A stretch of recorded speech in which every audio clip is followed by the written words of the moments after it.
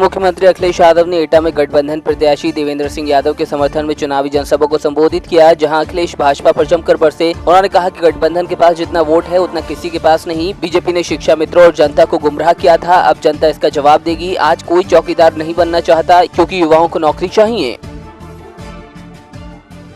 1000 नौजवान शिक्षा में आत्महत्या कर चुका है। जिन्हें नौकरी नहीं थी वो आत्महत्या कर ली। नौजवान साथियों बताओ, नौकरी का क्या हिसाब किताब है? ये दोनों करनी चली जा रही। जब हम वोट मांगे आए थे पिछले 2 साल पहले, अब 2 साल छोटे रहे होंगे। नौकरी नहीं मिली, उम्र बढ़ गई, 2 साल बड़े हो गए। और ये बीजेपी के लोग रहे तो किसी को नौकरी नहीं मिलेगी। हमें और सबको मिलकर के पकौड़े बनाने पड़ेंगे। याद रखना।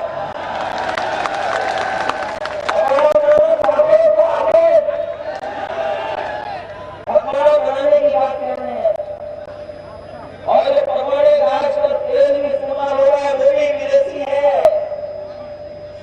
या किसी उद्योगपति का है या बड़े आदमी का, जो बाहर से तेल मंगा करके आपको वोट बनाने का काम कर रहे हैं।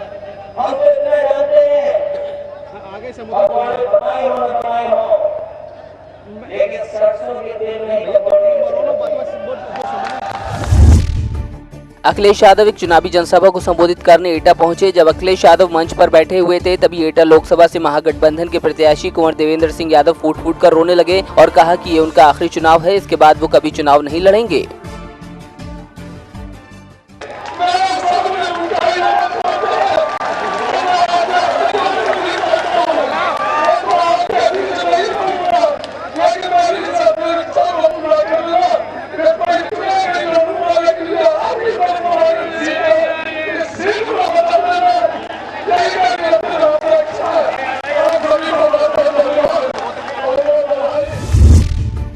भाजपा के प्रत्याशी डॉक्टर चंद्रसेन के समर्थन में पार्टी के राष्ट्रीय अध्यक्ष अमित शाह जनसभा को संबोधित करने फिरोजाबाद पहुंचे, जहां उन्होंने मंच से बोलते हुए कहा कि यूपी में एक बार फिर भारतीय जनता पार्टी 70 से 75 सीटें जीतने जा रही है। वहीं सपा के राष्ट्रीय महासचिव प्रोफेसर रामगोपाल यादव पर आरोप लगाते हुए कहा कि रामगोपाल की गुंडई अब नहीं चलेगी।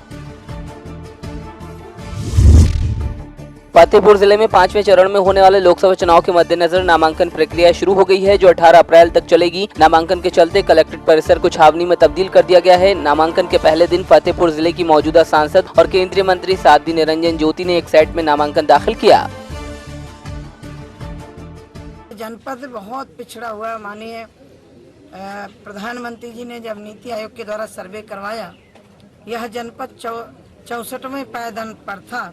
आज जब हम 19 के चुनाव में जा रहे हैं, हमारी सरकार चुनाव के मैदान में है, उस समय यह जनपद 9वें नंबर पर छलांग लगा करके आ गया है। स्वास्थ्य की दृष्टि से, पानी की दृष्टि से, सड़क की दृष्टि से। और इस जनपद को जो यहाँ के नागरिकों को मिलना चाहिए बहुत पहले हो जाना चाहिए था, लेकिन ये मेरे ही प्रारब्ध में था कि यहाँ के लिए मेडिकल कॉलेज करवाना, यहाँ के लिए पासपोर्ट ऑफिस करवाना, इस जनपद के लिए पाइपलाइन से गैस घर घर पहुँचे, ये मेरे ही प्रारब्ध में था। और मैं समझती हूँ कि ये मेरे लिए सौभाग्य का विषय है कि इस जनपद के विकास के लिए मैं जिस तरह से होगा, इस जनपद के विकास के लिए मैं। फतेहपुर में नामांकन से पहले केंद्रीय मंत्री और बीजेपी प्रत्याशी साध्वी निरंजन ज्योति ने अखिलेश यादव द्वारा बीजेपी के घोषणा पत्र पर दिए गए विवादित बयान पर कटाक्ष किया। उन्होंने कहा कि पहले अखिलेश यादव ये साफ करें कि 2004 से 2014 तक कांग्रेस के साथ समर्थन देकर सरकार चलाते रहे। ये उनका घोषणा पत्र सामूहिक है या अलग है, और इस बात को भी स्पष्ट करें कि उनका प्रधानमंत्री कौन होगा। पहले अखिलेश जी ये स्पष्ट करें कि 2004 से 2014 तक कांग्रेस के साथ समर्थन दिए सरकार बनाते रहे, चलाते रहे। ये इनका घोषणा पत्र सामूहिक है या अलग है, पहले स्पष्ट करें। कौन इनका प्रधानमंत्री बनेगा, कौन सरकार बनाएगा, पहले स्पष्ट करें। हमारा घोषणा पत्र माननीय राष्ट्रीय अध्यक्ष और माननीय प्रधानमंत्री जी ने और गृह मंत्री जी ने जो जारी किया है स्पष्ट है। 2014 में हमने कहा था कि हमारा अंत्योदय लक्ष्य है, अंतिम पंक्ति पर बैठे हुए व्यक्ति तक हम काम ले जाएंगे, उनको रोजगार देंगे, उनके सुविधाओं को हम उपलब्ध कराएंगे। हमने वो काम किया है। और रही बात अखिलेश की, तो अखिलेश पहले तय कर लें कि ये चुनाव के बाद किसके साथ खड़े होंगे या इनके साथ कोई खड़ा होगा। अभी तो उनका धरातल ही पता नहीं है। मैं भारतीय जनता पार्टी के नेतृत्व को बधाई देना चाहती हूँ जो 370 धारा खत्म करने का घोषणा पत्र में दिया है। मुरादाबाद में एक प्रेमी जोड़े को हाईवे पर घूमना उस वक्त महंगा पड़ गया जब वहां से गुजर रहे युवती के भाई ने दोनों को देख लिया और भाई ने प्रेमी की हाईवे पर ही पिटाई करनी शुरू कर दी। देखते ही देखते भीड़ जमा हो गई, लेकिन पिट रहे युवक को किसी ने बचाने का प्रयास नहीं किया। कुछ देर बाद पुलिस मौके पर पहुंची और दोनों पक्षों को थाने ले आई। बांदा में पुलिस को बड़ी कामयाबी हाथ लगी है। पुलिस ने मुखबिर की सूचना पर जनपद के जलालपुर गांव में दबिश देकर एक अवैध हथियार फैक्ट्री का भांडाफोड़ किया। साथ ही मौके से 11 अवैध हथियार समेत हथियार बनाने के उपकरण बरामद किए। छापेमारी के दौरान पुलिस ने मौके से 2 लोगों को भी गिरफ्तार किया है। 6 अप्रैल को बांदा से आर.के. पटेल को पार्टी द्वारा बीजेपी प्रत्याशी घोषित करने के बाद दिल्ली में पार्टी कार्यालय में ही धरने पर बैठ गए। दिल्ली में पार्टी कार्यालय के अंदर ही धरने पर बैठ हाई वोल्टेज ड्रामा करने वाले बांदा सांसद भैरव सिंह प्रसाद मिश्रा ने प्रेस वार्ता की। उन्होंने अपनी ही पार्टी की घोषित प्रत्याशी आर.के. पटेल पर न सिर्फ गंभीर आरोप लगाए, बल्कि उन्होंने इस सीट से अपनी ही पार्टी की हार और गठबंधन प्रत्याशी की जीत की गारंटी तक दे डाली। वोट का मैक्सिमम जो आज नाराजगी है, मैंने उदाहरण भी दिया था कि हमने जो 2 वोट बैंक हैं सपा बसपा के, उनके कार्यकर्ता हम बनाते हैं अपने यहाँ, तो मेरा कार्यकर्ता तो खड़ा रहेगा। हम लोग पार्टी पर प्रतिबद्ध हैं। जैसे SC एक्ट के विरोध में आप व्हिप जारी हुआ तो वोट मुझे करना था, वो जारी था, व्हिप जारी था, लेकिन मैंने वो बात रखी लोकसभा में, कोई नहीं सांसद रखा कि नहीं लोगों को इसमें आशंका है, लोगों को दिक्कत आएगी। ये वीडियो मैंने डाला, मैंने सवर्ण आयोग की मांग करी एक उदाहरण के लिए, तो मैं एक जिम्मेदारी बनता हूँ। उसी तरह से यहाँ पर जैसे मैं हूँ, आज मैं कहीं जाने वाला नहीं हूँ। जैसे कोई कहे कि नहीं आ जाएंगे वहाँ जाएंगे, ना कहीं जा रहा हूँ, ना मैं कहीं जाने वाला हूँ, ना मैं किसी पार्टी से संपर्क कर रहा हूँ। ये जो पेपरों में चपना अटकलबाजी लगाते हैं ये गलत है। मैं पार्टी करके खुली बात सबको कि भाई कल हार जाएगा तो दोषारोपण भी करेंगे कि भाई हार गए, सीट हार गई, जीत जाएगा कोई तो कह देता है मैं जीत गया, हार गया तो मुझे हरा दिया गया।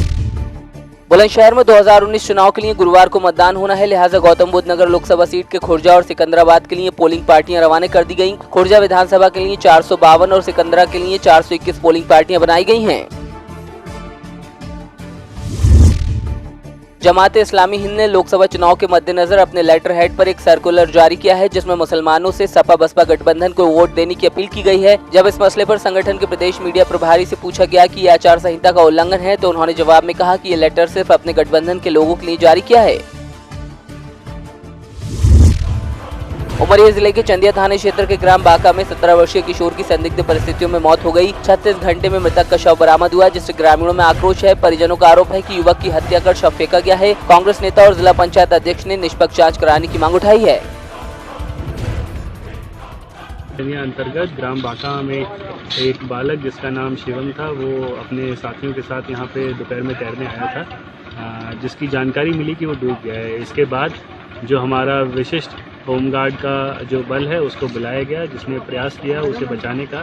काफ़ी देर तलाशी और ढूंढने के बाद सफलतापूर्वक उसकी बॉडी को निकाला गया। बाकी की जानकारी आपको प्रभारी महोदय।